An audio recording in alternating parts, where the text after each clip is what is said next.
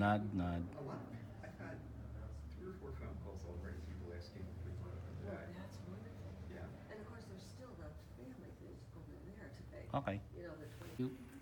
So Alberto, how did you start this? What is the Hmm. current? Yeah, okay. 5, 4, 3, 2. So Alberto, how did you start the museum? And what is the purpose of the museum? Okay. Any more? Yeah.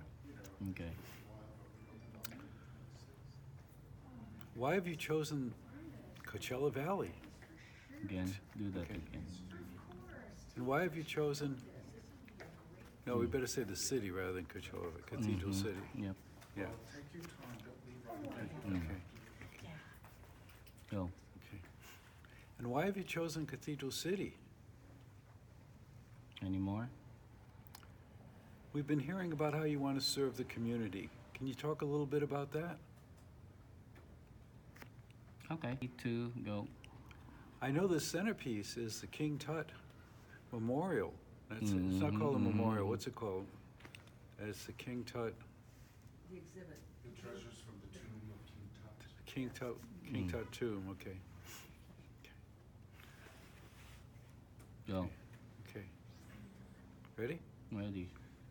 So I've been hearing wonderful reviews, especially about the King Tut exhibit that you have here. Tell us a little bit about that. Any more? That's it.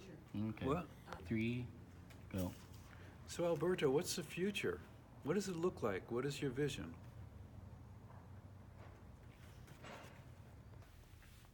The collections began with a mission. The mission was to make treasured artifacts and important fossil discoveries available to communities that would otherwise not have access to the most important wonders of the world.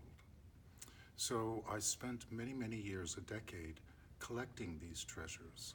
I went to the Egyptian Art Center in Cairo, Egypt, who specialize in reproductions of the treasures of the pharaoh.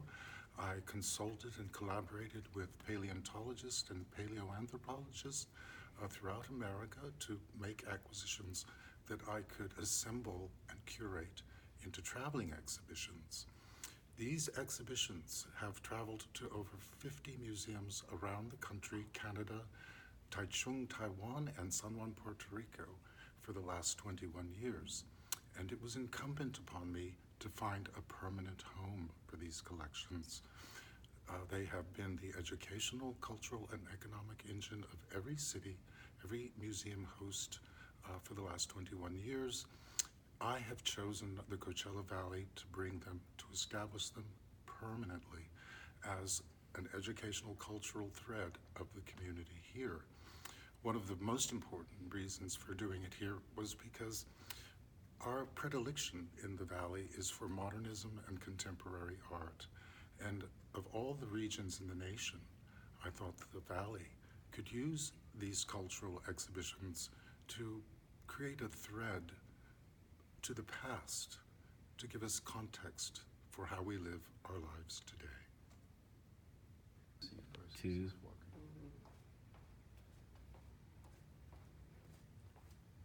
Now ask me the question again. Okay, so how do you see the museum serving the community?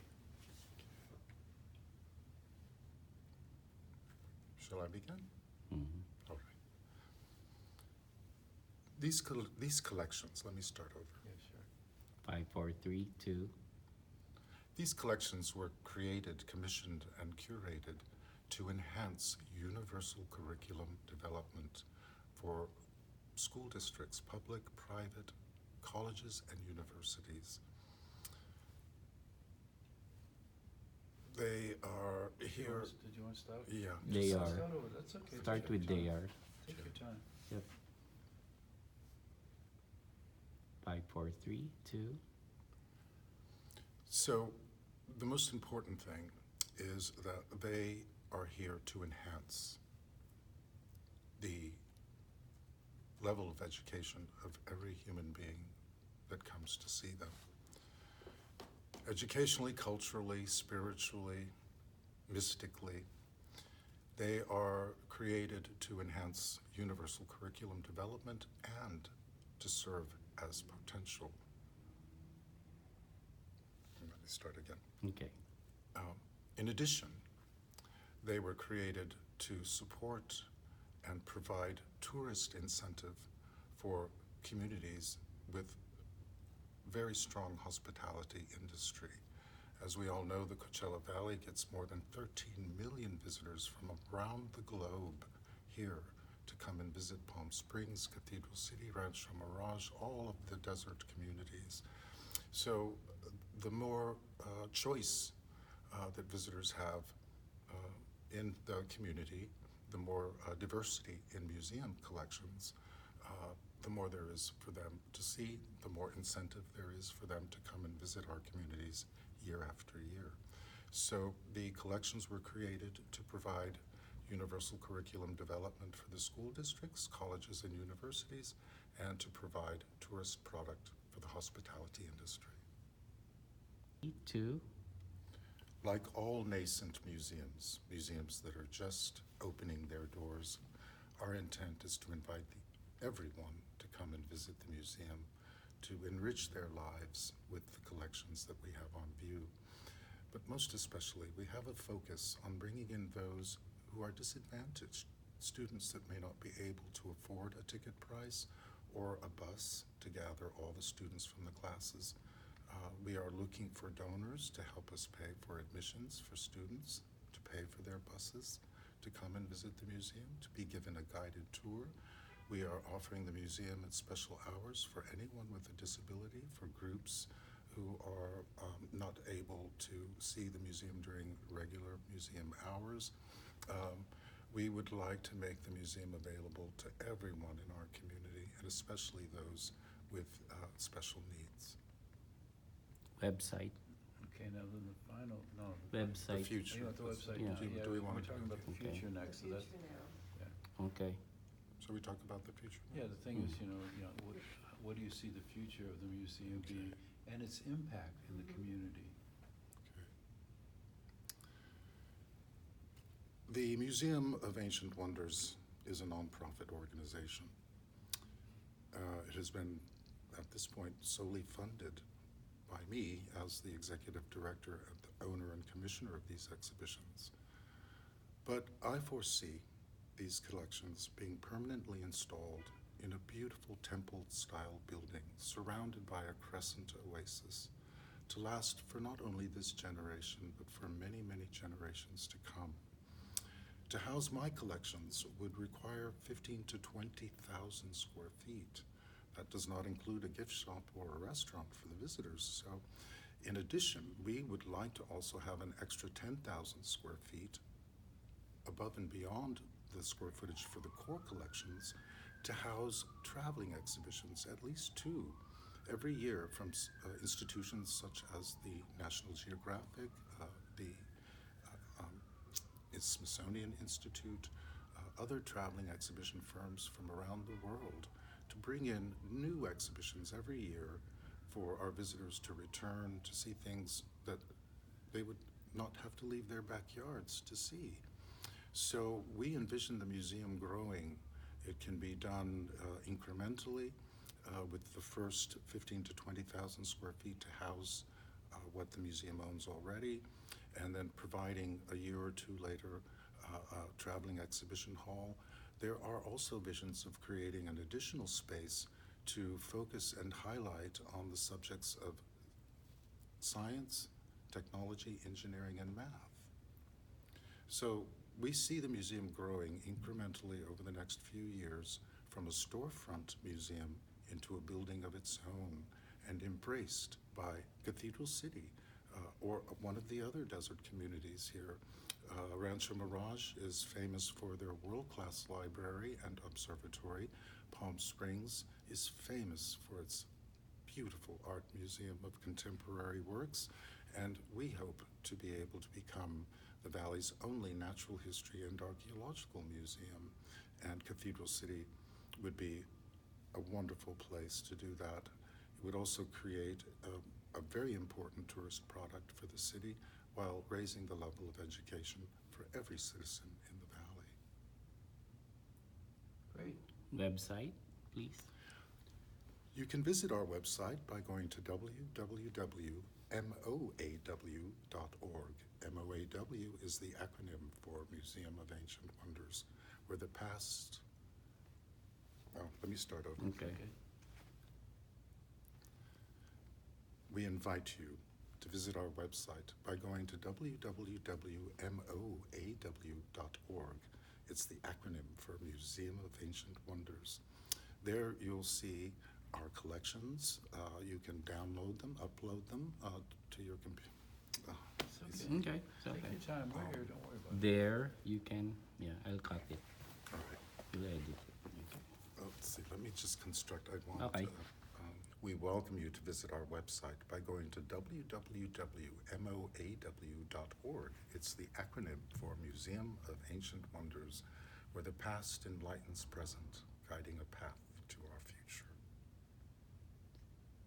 Just say, this is our lobby where, so that's the welcoming, All right. you know.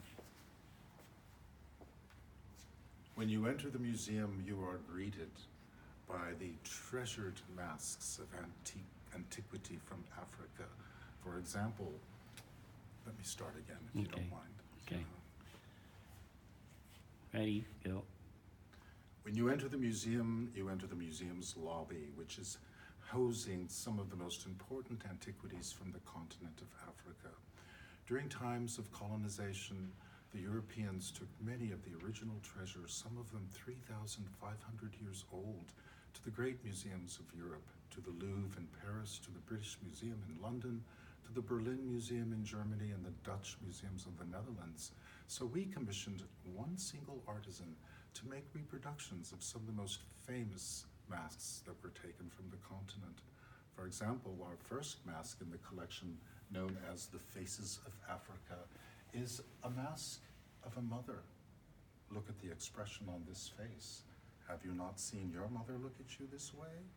It was designed to bring miscreant children back into good behavior by looking at the face of a mother of discontent.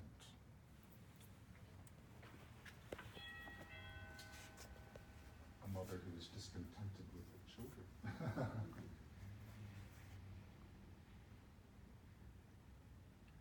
4, 3, 2. This extraordinary piece is very important to this particular tribe from Mali, West Africa. It's called a nail fetish. Now, during times of trouble within the tribe, where communities might have massive disagreements about any particular event or person in the tribe, they would gather with the chieftain and the shaman of the tribe. They would discuss the problem, they would come to a resolution, and the contractual agreement would be to strike a nail through the neck of the fetish as contractually saying that the problem had been resolved. This was a way for this particular tribe to resolve any situation of acrimony, any situation where one member felt compromised by another. So the nail fetish was a very important ritual that some tribal communities would use to resolve problems within the community.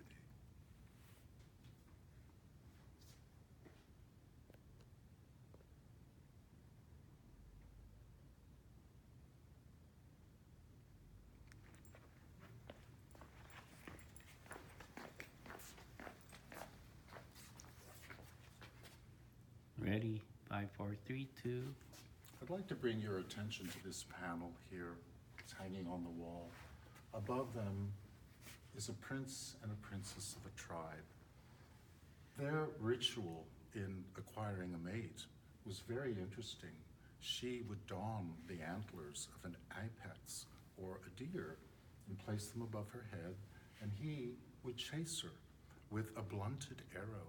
And if his arrow struck her, that meant that they were going to be unified as husband and wife in the future. But here on the wall is a panel. Each square represents a tribe of Africa. Each tribe has a path, and in the center, the circle of eternity, their paths cross, intermingle, and then come through the other side into this next square here. So this symbol here is a symbol of African unity, where all tribes share a history.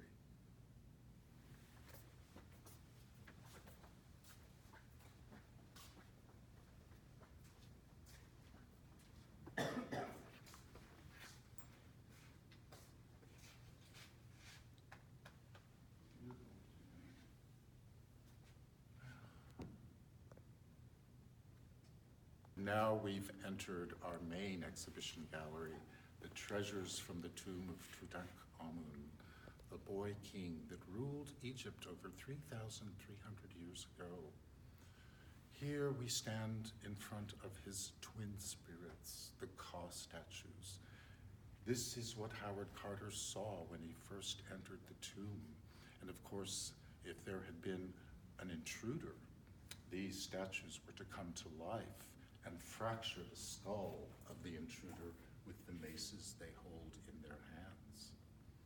Just beyond the Ka statues stood the Anubis shrine. Anubis was the guardian of the dead, and he was responsible for allowing you to have an afterlife. He stood by a scale. On one end, he had the feather of truth, and on the other, he would weigh your heart.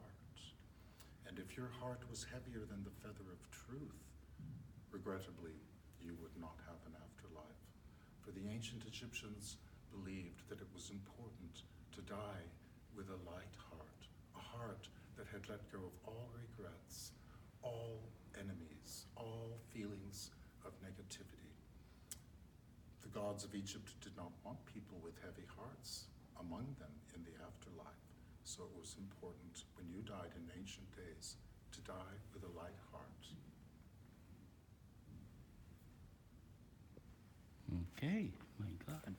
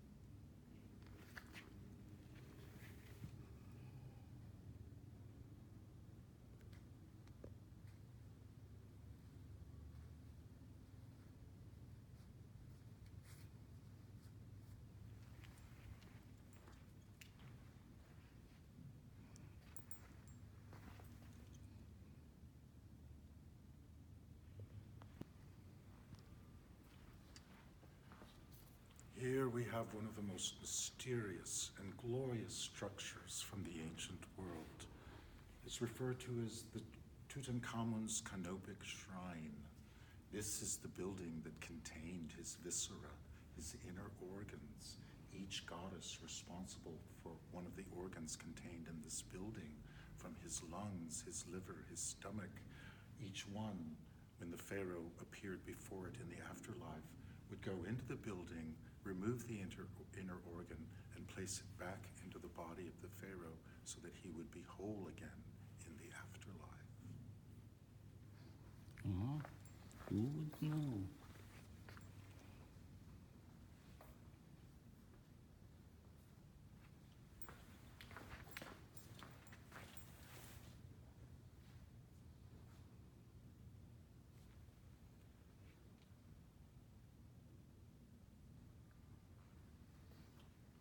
This is King Tut's golden throne.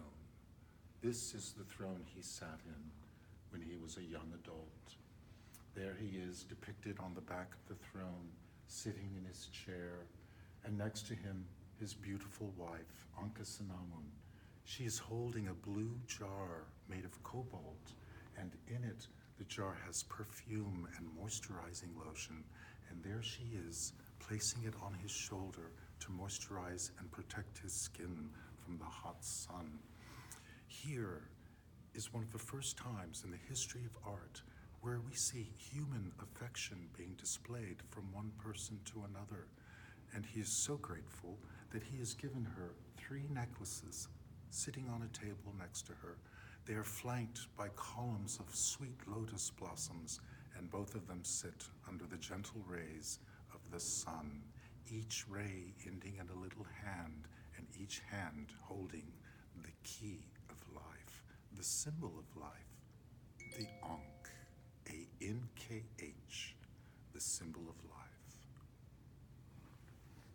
Mm-hmm. You, sir, are very poetic. Thank you. Well, everything to me is very emotional. It all has a poetic.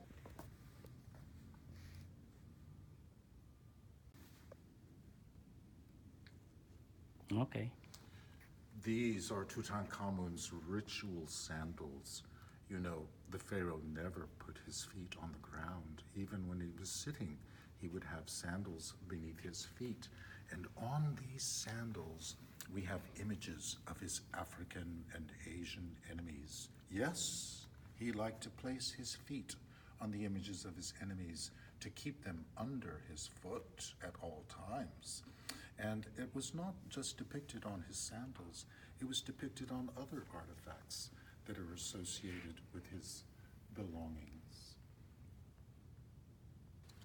Even when he was sitting on his throne, his footrest showed the same enemies from Africa and Egypt. Wherever he put his feet, he placed them on top of his enemies. To carry on with the theme of keeping your enemy underfoot, even when he was riding his golden state chariot, there at the base of his feet are his enemies, tied and bound and depicted near his feet.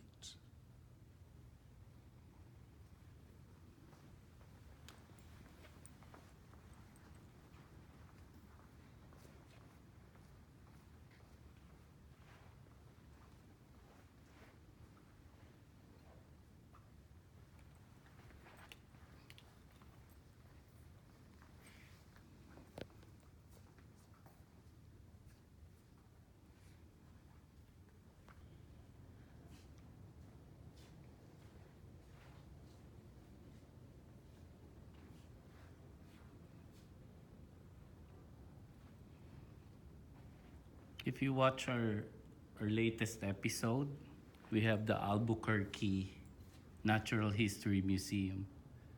Oh, that's Yep. for that part of the country. Yeah, it's iconic. 5, 4, 3, 2, go. Once you have visited the ancient civilizations of Africa and Egypt, our last gallery contains fossils from all over the world depicting the Mesozoic era of the age of dinosaurs. For example, here we have the skull of a Tyrannosaurus rex, king of the tyrant lizards that ruled the earth over 65 million years ago. Next to it, we have a suspended velociraptor from Canada. This one was discovered back in the 1960s, and it's called Dromaeosaurus, which means leaping lizard. So when we produced this cast, we wanted to design it so that it was no feet on the ground and leaping up into the air. It's believed that this type of dinosaur could have also had feathers. Doesn't mean that it would fly, but it reminds us that dinosaurs and birds have so much in common. For example, here on the floor, is that not the biggest chicken foot you've ever seen in your life? This is the foot of an ancestor of Tyrannosaurus known as Albertosaurus, a namesake of mine found in Alberta, Canada. So it's the lizard from Canada, the Albertosaurus. It was a much smaller relative of the much greater Tyrannosaurus rex. Re-rolling. One of the most precious examples of a baby dinosaur ever discovered is here at the Museum of Ancient Wonders in our Mesozoic Hall of Dinosaurs. It's called Maya Sora, known as the gentle mother lizard. Here we see a baby dinosaur, one of the most complete skeletons of a baby dinosaur ever discovered, found in the Hell Creek Formation of Montana. Here we see the baby, the skull. When we look at it, we look at the teeth, and the teeth tell us right away that we're looking at a dinosaur that loved to eat plants. And so when you think of a baby, how would a baby actually eat plants? Well, imagine that the mother would take leaves off of a tree, put them in her mouth, and chew them into a mush. And then when the little baby was reaching up to mother to be fed, the mother would spit the plant mush into the little baby's mouth, just like a bird. So dinosaurs and birds, they have a lot in common, even the way that they fed their babies. Now, what's even more interesting, when they found this little baby Maiasaura, they found evidence of its poops. Coprolite is what we call it. And here, just below the back end of the baby, we see examples of coprolite that were left behind by these little babies. It's important to study their coprolite because it, under a microscope, can actually tell us what kind of plants the babies were being fed by their mothers.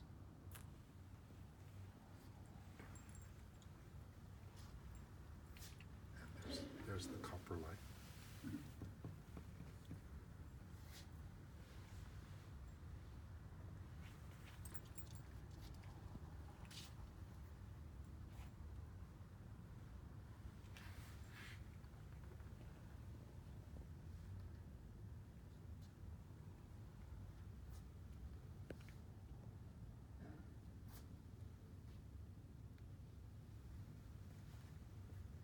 And I looked at it, and it's got to be one of those in here. It's just fits right.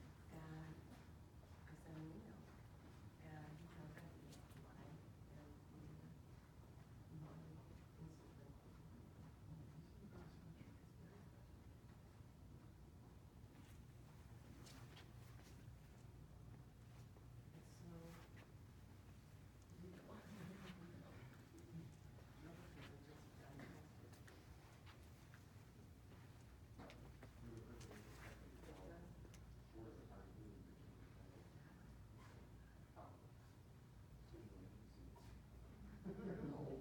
Especially when you look at that, and the cosmos, it's true. Yeah.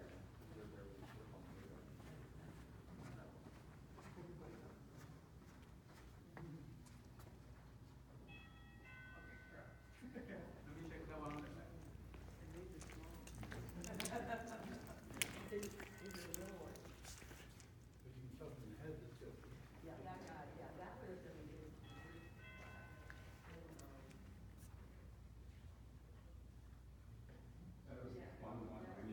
That one, I love this one. This is fun.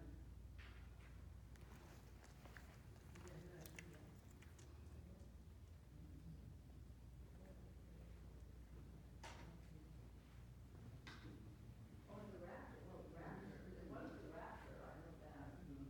Yeah, the raptor's the one that's hanging. That's the one that's hanging, that's the raptor, that one. That is.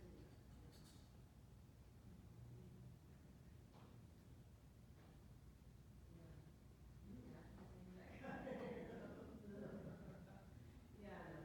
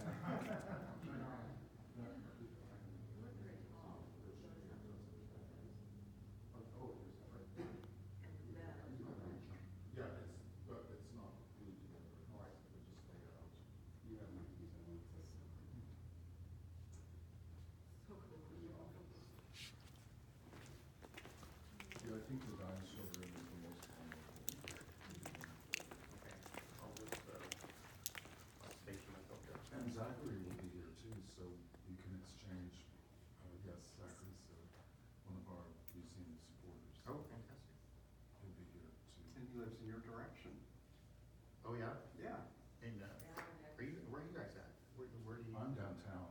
Oh, Paul Springs? I'm right by the airport. Oh, okay. So we're also that way. Yeah. Yeah. Well, that is the only way. The only way. I haven't been that far, that direction very much. Years ago, but I have no idea what's down there. Rancho Mirage is Palm Desert. Yeah, Palm Desert, along the highway, a bunch of shopping centers. Well, Elvis Sale is, but along the highway, it's, Best Buy and Marshalls. Oh. You know what, purposefully as a model so that other artists could see how she was formed, what she looked like, and how to paint her face. So they didn't necessarily ever want to complete it. It was a practice piece. In Washington, this was and Arnold was a big FDR fan. So Paul sees in the gift shop this bust of FDR. Albert, it's a bit loud. He's putting on the music. Yeah. Yeah, I'm just adjusting it. So he sees this bust of FDR and says, Yeah. Get that bust of President Roosevelt. Looks up and sees a bust of Eleanor Roosevelt. And the one Mrs. Roosevelt also. Roosevelt. He looks and Eleanor Roosevelt says, that's a woman. Yeah, she was. But they have this gift for him. Yeah, we don't need to score Linda, that. who's the next. I think it's in that one, doing him in. Yeah. Yeah. Paris or so, Carter, I mean, Howard Carter's death was not as, he lived to endure the shame of his life, and he walked out of the tomb. Oh my God. And she has a woman ship. Son was dead. Because when she was a young Carter, woman, she was young. seven years.